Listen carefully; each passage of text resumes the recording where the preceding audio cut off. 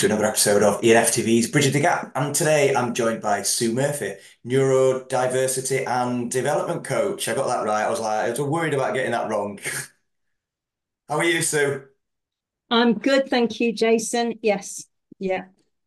Good, good. Just want to give a shout out to a little lady, a little entrepreneur that did me like beautiful Liverpool FC crest in the background. Um, and I said that on the next episode I'll give her a shout out. So thank you for that, Cody. That's magnificent. So I've been Sue, admiring that. yeah, I change it. My son does me pictures and I change it. And yeah, Cody did me one. I wanted a Liverpool FC crest, and she's done such a fantastic job that I said, look, I'll put it on the next podcast. So she'll be absolutely beaming Brilliant. about that. So Sue, it's great to have you on the show. We're going to tackle this is a two-part thing. Um, we're going to tackle something that I'm quite passionate about, and I know that you are, and I was keen to get you on the show. So just to start off, tell us, well, who are you and what do you do? I'm Sue. I, I'm I'm going to say the important stuff first. I'm a grandma, to four fabulous grandkids. I live in North Derbyshire, right on the edge of the Peak District, and I'm a coach. I'm an Institute of Leadership and Management qualified coach.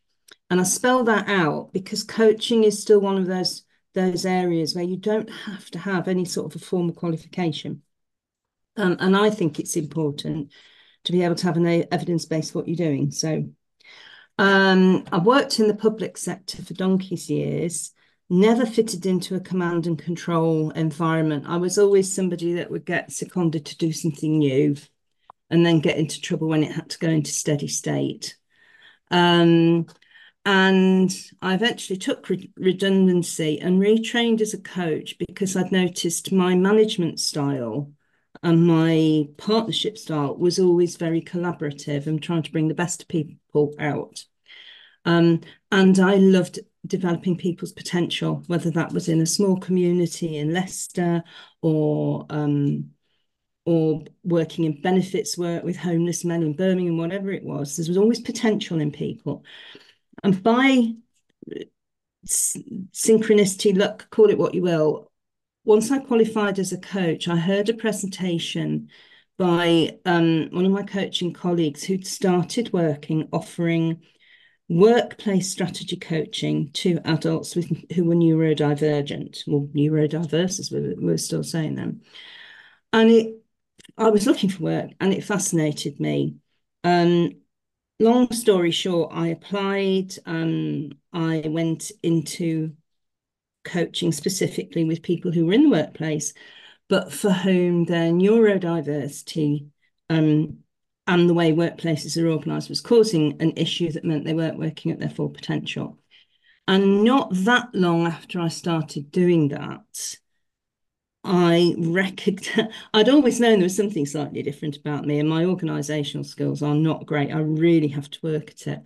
Um, anyway, there was enough similarity with my clients for me to go to the people I was working for and who offered assessments and said, "Can I do a screening or an assessment because I think I might be dyspraxic?" And sure enough, that's what came back. So now I found myself coaching adults with with issues around neurodivergence that I completely understood from my lived experience. And over the last couple of years, I've moved more towards trying to influence the way the world works with neurodiversity rather than just individual coaching. Individual coaching is really important, but if you've got someone who is working in a workplace that is not inclusive, that is not well designed for people with neurodivergent conditions. And if it's not designed well for them, it's not well designed for people with long-term chronic conditions, with anxiety, with depression, a whole heap of stuff. If it's not right for neurodivergent people, it's actually not right for most of the population. And I wanted to have more of an effect than trying to persuade somebody who is who might just need a tweak, or more often was in the wrong job and trying to hold themselves together, being in the wrong job. Does that make sense? Yeah, absolutely. So Absolutely. that, yeah, so that's how I got to where I am now. So that's you in a nutshell. For those that aren't aware, define neurodivergent. Brilliant. Yeah, and this is such an important question. We're still developing the language in this area because neurodiversity as a term was only coined in the 1990s by an Australian sociologist called Judy Singer, who is also an autistic woman and the daughter of an autistic woman and the mother of an autistic woman. And she was trying to find ways of describing their difference without resorting to the language of disability, if that makes and medical models. So neurodiversity, as we now understand it, is the diversity in the human population of cognitive style, and you can see it if you do a range of what used to be called an IQ test. You can see how about 80% of the population tend to have a broadly similar profile wherever they are on the ability scale, whether they're Mensa material or or happily midfield, or even somebody who needs a bit of support in independent living. Their profile will be a little wavy line, but it'll be fairly even. Someone who is, I'm getting myself lost now, aren't I? So neurodiversity, the population as a whole, most of them have a fairly even profile. And then there are about 20% of the population on current measures whose profile, when you plot it, differs significantly. And those are the people that we now talk about as neurodivergent. And for a long time, a lot of people in the field, myself included, tried to stay away from the word neurodivergent because it's loaded. It sounds other. It sounds like there's something wrong with you. But it's a better description. So if the population as a whole is neurodiverse and you have a cognitive profile, and strengths and challenges that are noticeably different than the 80%, again, at whatever level of ability, then by and large, that's neurodivergence. And it has a significant impact. What conditions fit into that then? I naturally think autism and I naturally think ADHD. Are there any more? Yes, there are autism, ADHD, what some people call the dyslexia, dyscalculia, dyspraxia. What's the other one? There's four of them. Dyslexia, dyscalculia, dyspraxia. I can't remember what the other one is. Somebody in the audience will know. And there are other illnesses that can cause neurodivergence, later in the day, if you like, brain injury, for example, or Okay. treatment for cancer. But the conditions that I think of as neurodivergent, and this is a fairly standard view in the neurodiverse field, are those that are developmental, lifelong, um, high um, high level of heritability. It runs through families, and more important, and just as importantly, now we're starting to notice that they are not completely separate, walled off conditions. There is a huge amount of crossover between the different conditions, which adds to this idea that in the human population as a whole, there are various ways of people developing cognitively. And if somebody is neurodivergent, they may well have characteristics in common with other people with a different form of neurodivergence. Can I give you an example? Go ahead. Up till about 10 years ago, in the medical world, they would have said you can be autistic or you can have ADHD, but you can't be both. And we now Mm. know that's simply not true. And that there are huge crossovers between autism and dyslexia, autism and dyspraxia, ADHD and dyslexia, ADHD and anything else. So we're starting to think about the whole area of neurodivergence now. I know you know that autism is referred to as a spectrum condition because people might have very different profiles within an overall autistic Yeah. spectrum umbrella. We begin to think the same is true with neurodivergence, that you might have someone who has characteristics of autism and also ADHD or dyslexia or any of those, and that's not a problem, but it is something that needs taking into account. Is it all right if I say one more thing about this batch of conditions, Jason? Of course. Um, the other thing that's tended to happen over time is that both autism and ADHD have tended to be seen and assessed and treated through a mental health route because the behavioural aspects of being autistic or having ADHD can be inconvenient for other people. Now, that's very much my expression, but the way I interpret it is these people make other people feel uncomfortable, and so they put a label on them. Yeah. Where dyslexia, dysgraphia, dyscalculia, that's the other one. Dyslexia, dysgraphia, dyscalculia, and dyspraxia, those have always been regarded as learning difficulties. There's been an understanding, a lot of people with dyslexia would argue with this, but there has been a sense that those are obstacles to good learning, but that people have capacity to learn and to socialise well, and that if you put learning support in around the difficulties, that person will fly. And that's created a couple of artificial barriers, because the first is that if you've got one lot of conditions going off down a psychiatric mental health route for assessment and diagnosis, the people in education who notice that that child has difficulty forming letters or forming numbers or understanding those concepts aren't involved. And the ones who are assessing for dyslexia and those other things in school will not necessarily pick up on ADHD. They will assume that somebody's not concentrating because they can't learn to read and write properly, when Mhm. actually there could be a huge crossover. So there are people in the field campaigning hard to have a more global understanding of neurodivergence and global assessment, so that, I mean, you might know this from a personal point of view, but trying to get assessments for ADHD or autism in the current health climate is really, really difficult, whether you're a child or an Yeah. adult. In fact, if you're an adult, it's almost impossible unless you're harming yourself. And I say that Yeah. in all seriousness.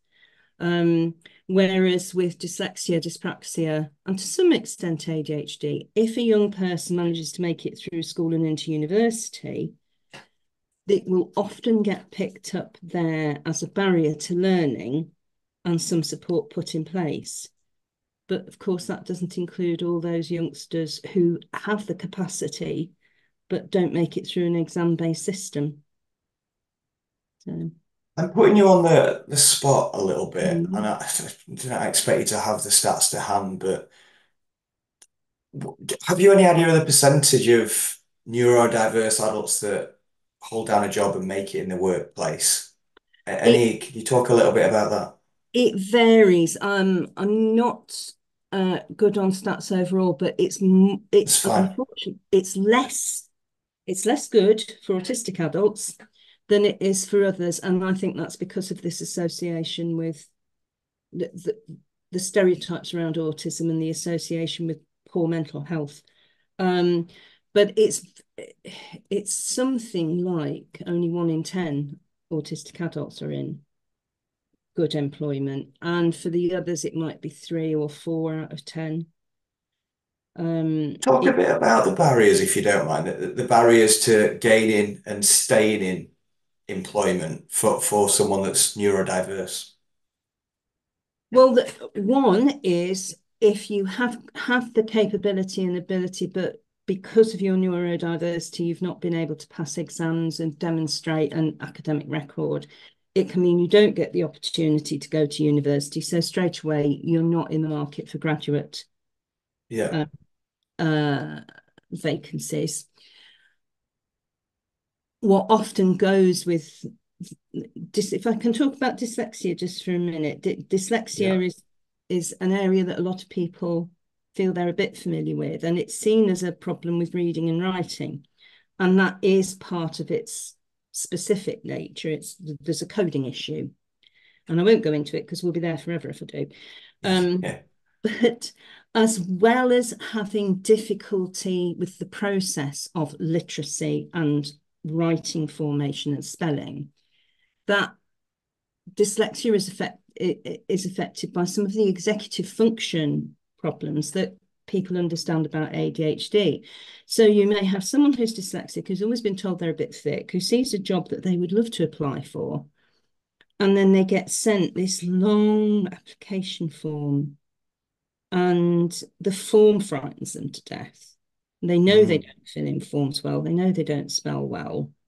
If they do submit the application, they may be very nervous and not reply to questions fast enough for people, because one of the other commonalities about neurodivergence, and not just neurodivergent people, but some people need time to think about an answer. So if you ask a Yeah. question, often Processing it's time.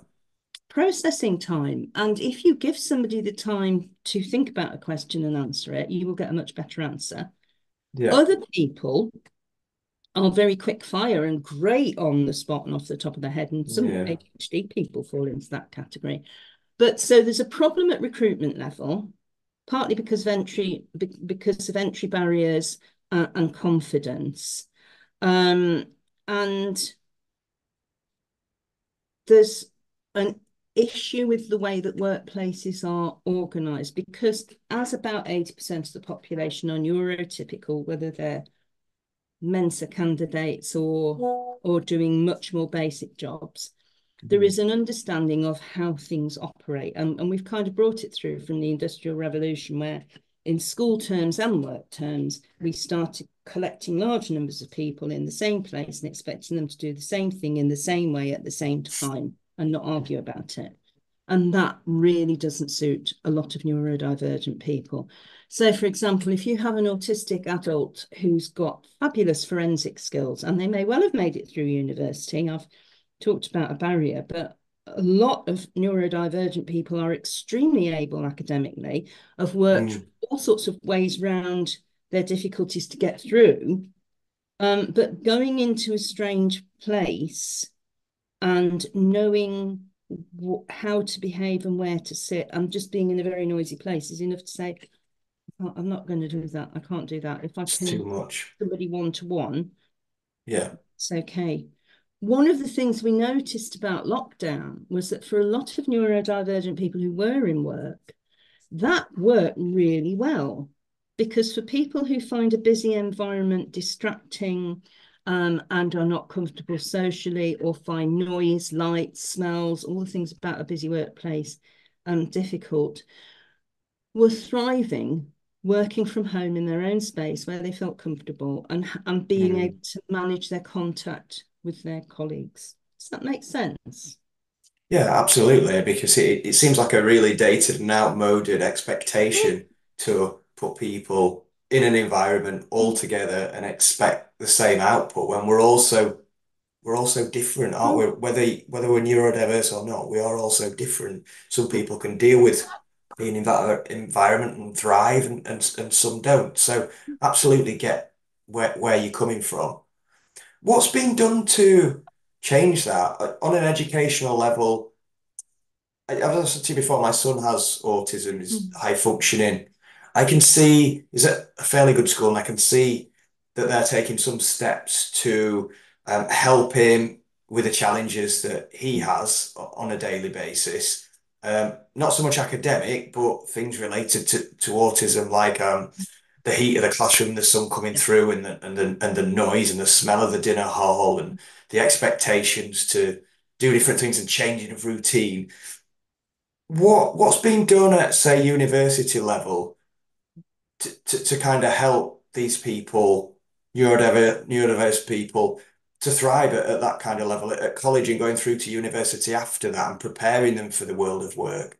The short answer to that is not enough is being done, Okay. but there are things being done, and in some ways, college and university, if a young person can make it through that, um, can be easier because it's less about you are a group of 30, we are going to move you from this room to that room, and then you're going to have your dinner and you're all going to sit in the same place and you're going to put your hand up if you need. It's not Mm, quite so controlled. So I know that in some sixth form colleges, for example, if they know a student is autistic, they do what they would do with a student who is who has a physical disability or a sensory disability, that lets you know as an organisation that you need to do some orientation with that person. So how do you get into the building? Where is the quiet space? Um, I don't know how your son is with it, but I don't like going into a noisy place I don't know. Most of the autistic people I know want to know when they come through a door, where have they got to go? Where are the toilets? yeah, Where is a safe space to just go and be quiet? Because yeah, the noise and intensity in an environment that you don't know is like, I heard somebody give an example once of if you can remember what it was like writing an assignment at school or at college or at university, and you were asked to do that sitting in a full-on nightclub disco with lights, music, dancers, weird smells, bubbles, whatever, you would mm, find it difficult to work in that environment. And that's what you do. yeah, That's what it's like for someone who often, not always, you can't, one autistic person isn't the same as another, but that's often what it's like going into a place that you don't know, um, where you haven't got a routine and it's noisy. You may have developed a tolerance for the noises and the lights in the classroom where you were at school. You might not like it, but you know what you're yeah, dealing with. And then all of a sudden it's like, whoa.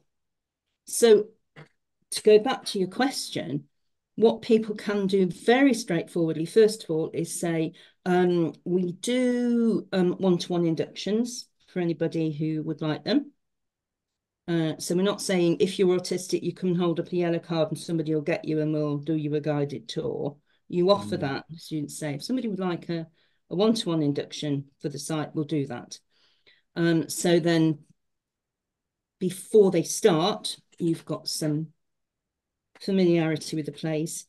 You you might even ask someone to take that, not to take, to accompany that person to the place they've got to go, because often one of the barriers is I don't know how to get there. I don't know which bus to get. And if something doesn't, again, it's a bit of a stereotype, but it rings true for a lot of people who are autistic and with mm, ADHD. I am catching that bus at 5 minutes past 8. If that bus doesn't come at 5 minutes past 8, I won't then wait for the next one, because my plan is I catch that bus at 5 past 8. I get off that bus at yeah, 5:17. Um, mm, if the plan deviates, people will just turn around and go home because it's come off track. Does that make sense? yeah, oh, 100%, yeah, 100%. And it isn't just people who are autistic who struggle with that. If you're going somewhere you don't know and you've never been there before, you're already worried. A normal human being is already worried about, am I going to find it okay? Am I going to get there in time? Am I dressed right? Um, do I know who I've got to ask for when I get there? So there's all that ordinary level anxiety, and you add into that the differences with neurodivergence around executive function, organization, um, dislike, trying to think of another word and I'm not going to worry about it, dislike of novelty, not being Mm. comfortable with going to new places. So all of those things play into it. I'm conscious I've gone down a bit of a rabbit hole, Jason.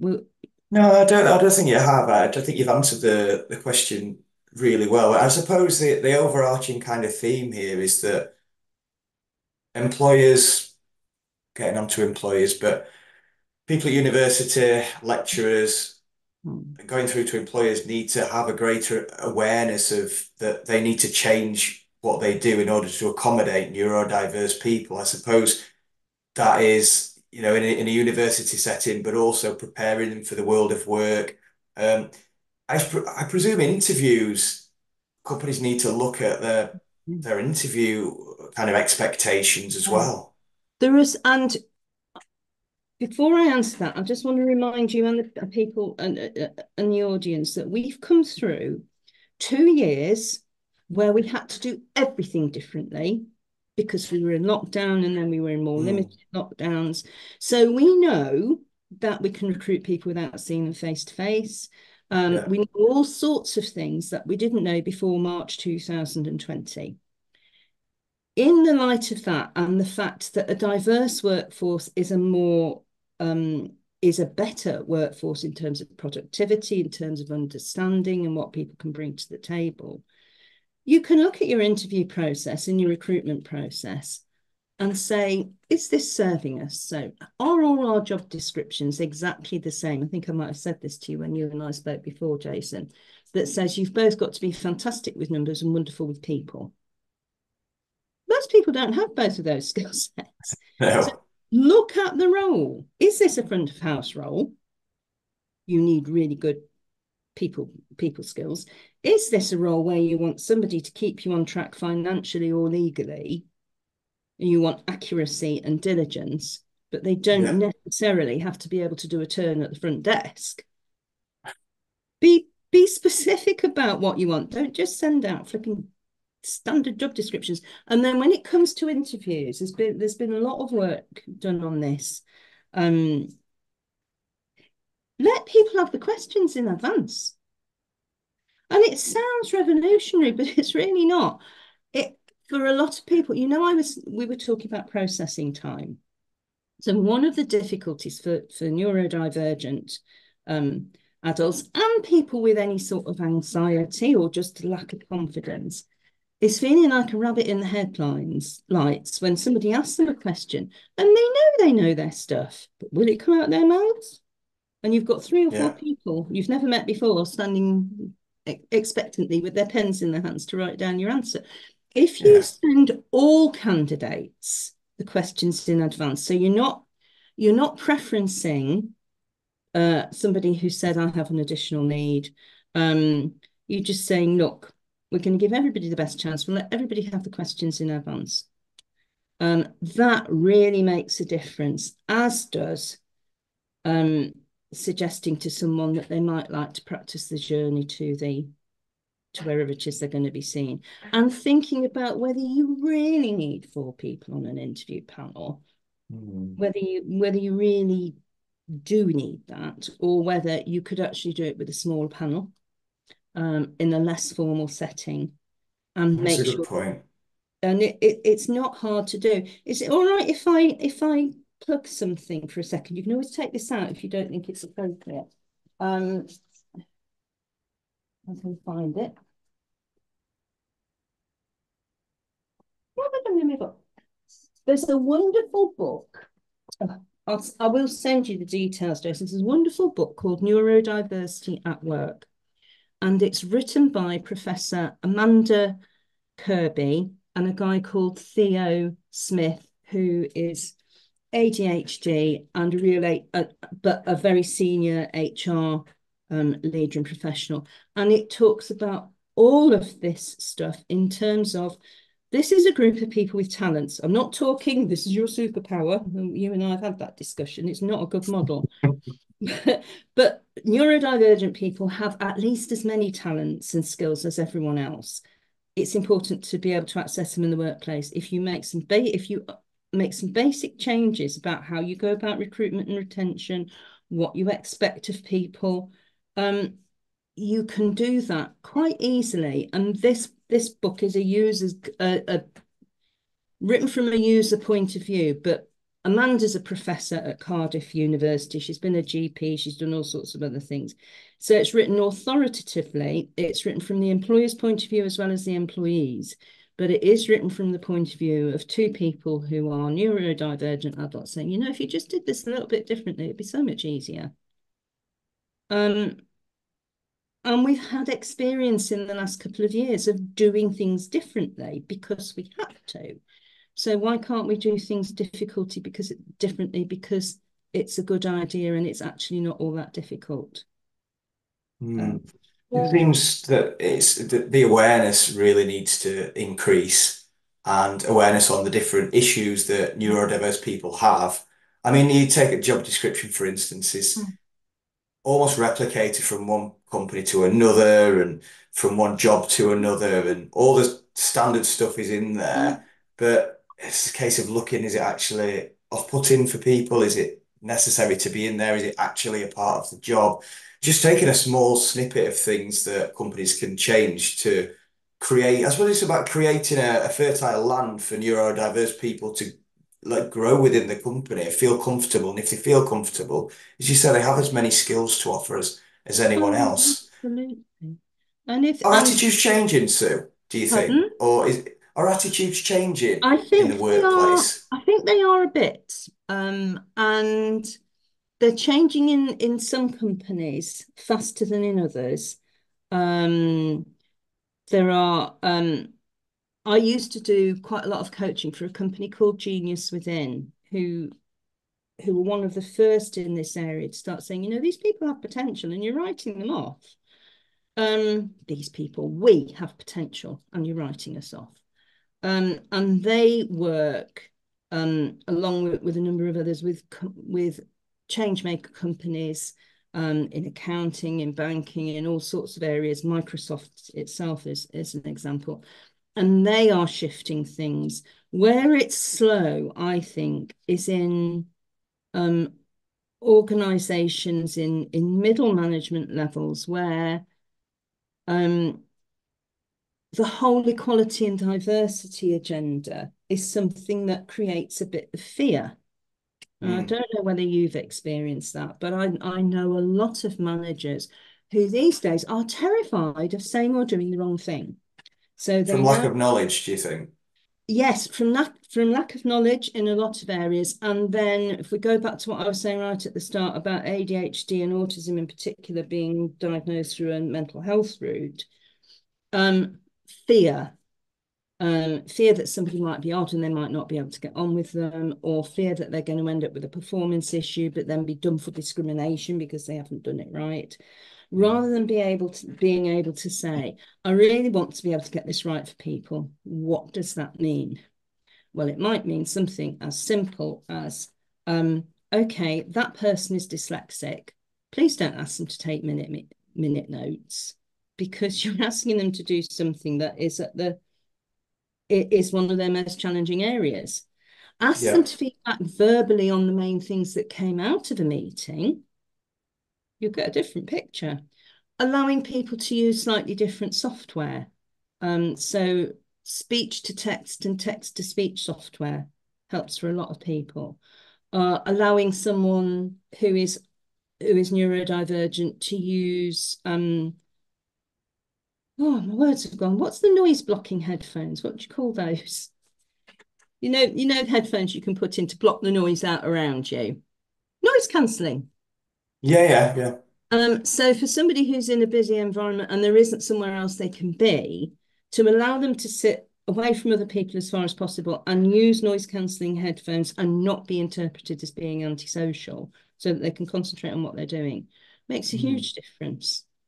Um, No, absolutely, absolutely. um, And we've just unpicked a couple of things today. I think that there's a lot more room to drill down more mm, deeply into. I could talk to you all day about it, more deeply into how it's a show in itself to talk about how, say, the standard of an interview can be adapted yeah. to suit a neurodivergent person. Mm, So thank you so much for coming on the show and just, I suppose, demystifying neurodivergence to people mm, that may not know what it is. Getting employers thinking a little bit about how they can create a landscape where neurodivergent people can thrive. And yeah, just talking a little bit around that kind of space, that education space, going through to the world of work. as I said, this is a two-part thing. So I've got someone from in a couple of weeks from Employment Mm. Autism coming on to talk about what they do to coach companies and also to coach people going into the workplace who may be neurodivergent. So, but this has been a great part one, and I can't thank you enough for giving up your time and coming to chat about it. Oh, I really appreciate being asked, Jason. Like I've said to you before, and you'll have noticed today, I don't need any encouragement to talk. Um, Sue, you're an and it's absolute something I'm gem. very passionate about. Fantastic. Great. Well, thank you so much for coming on the show, You're Sue. welcome. That's all we've got time for this week. Like and share the show because it helps us attract cool guests like Sue and tackle these important issues relating to hospitality and the world of work. Thank you. See you later. Here we go.